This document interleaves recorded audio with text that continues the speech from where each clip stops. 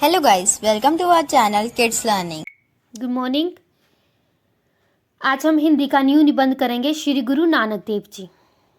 Now let's start. सबसे पहले भूमिका।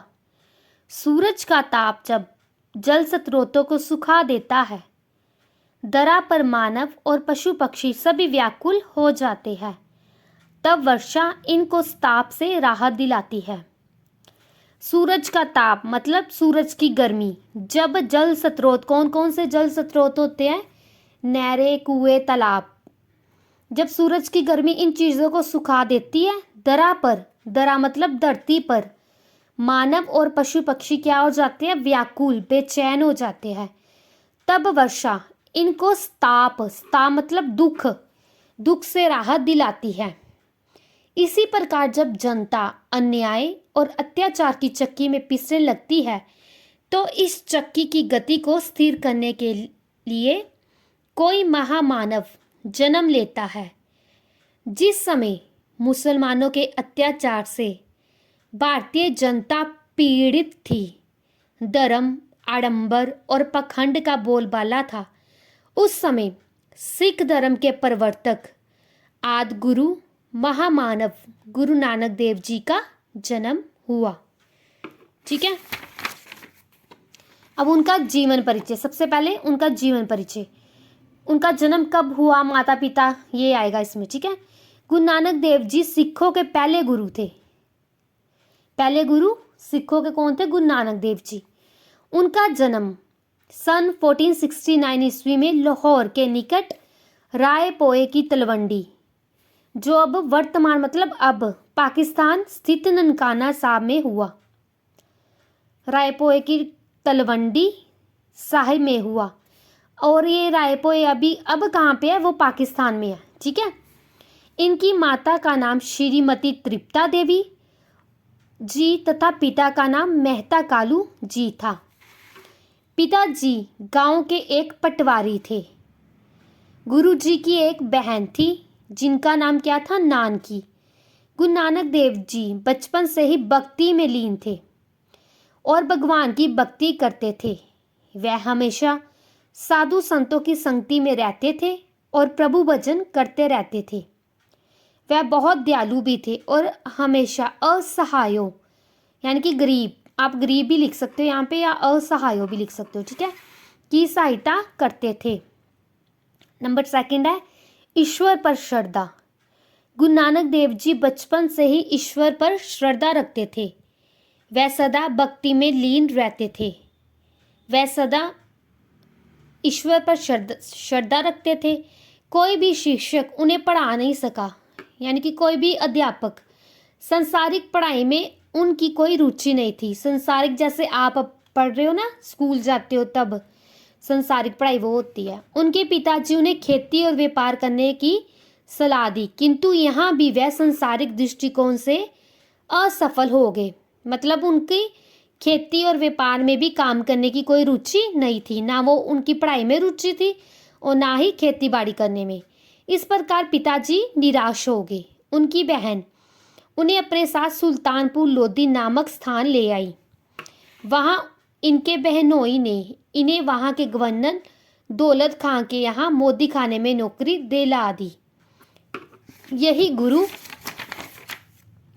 नानक देव जी के तोलने में 13-13 की जगह 13-13 रटने की कथा भी विख्यात है, जहां उनके बई में प्रवेश करने और 3 दिन तक अदृश्य रहने की घटना घटी। वास्तव में उन दिनों गुरु जी सचखंड में पहुंच गए। यही गुरु जी ने ना को हिंदू ना को मुसलमानों की घोषणा की। उन्होंने कहा कि ना ही कोई हिंदू है ना ही कोई मुसलमान है। 13-13 मतलब कि सब कुछ भगवान का ही है। ठीक है। नेक्स्ट है वैवाहिक जीवन। 19 वर्ष की आयु में उनका विवाह बटाला के खत्री मूलचंद्र की पुत्री सुलखनी से हुआ। उनके 2 बेटे श्रीचंद्र, लक्ष्मी चंद्र भी हुए। फिर भी उनका मन संसारिक मोह माया में नहीं फंसा।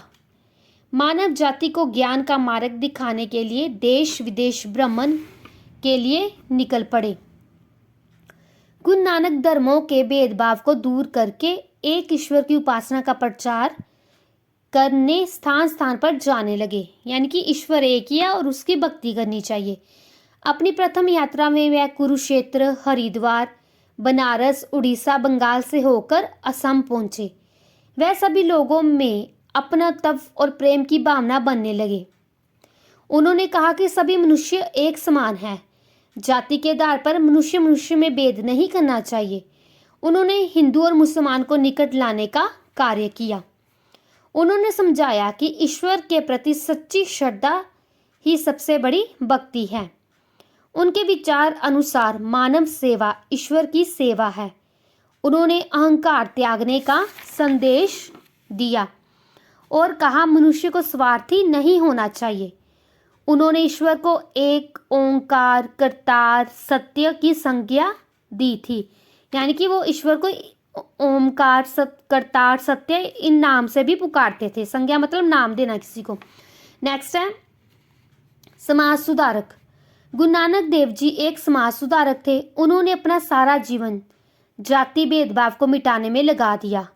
वह सबको एक ही परमात्मा की संतान मानते थे। दूसरों की सेवा करना ही उनका आदर्श मंत्र था। छुआछूत, अंधविश्वासों और पखंडों का उन्होंने खुलकर विरोध किया। अनेक देशों में भी जाकर इन्होंने लोगों को प्रेम का पाठ भी पढ़ाया। वह शांति के दूत थे। उनके उपदेशों में एक ऐसा चमत्कार था कि किसी भी वर्ग के लोग उनके शिष्य बन जाते थे। उनके उपदेशों की भाषा सीधी, सादी और सरल थी। यही कारण था कि लोग उनके उपदेशों को सिर झुकाकर मानते थे। लास्ट पॉइंट है देहांत। देहांत जीवन के अंतिम समय में गुरु नानक देव बई के किनारे करतारपुर में रहने लगे, जहां उन्होंने स्वयं खेती की और लोगों को कर्म करने की प्रेरणा दी। गुरु अंगद देव को उन्होंने गुरु गद्दी दी। गुरु अंगद देव जी सिखों के दूसरे गुरु थे, ठीक है। और 7 सितंबर 1539 में ज्योति ज्योत समा गए। गुरु जी प्रकाश पुंज थे, अलौकिक पुरुष थे और सच्चे अर्थों में महामानव थे, ठीक है। गुरु नानक देव जी ये इंपॉर्टेंट ऐसे है, सिखों के पहले गुरु थे, ठीक है।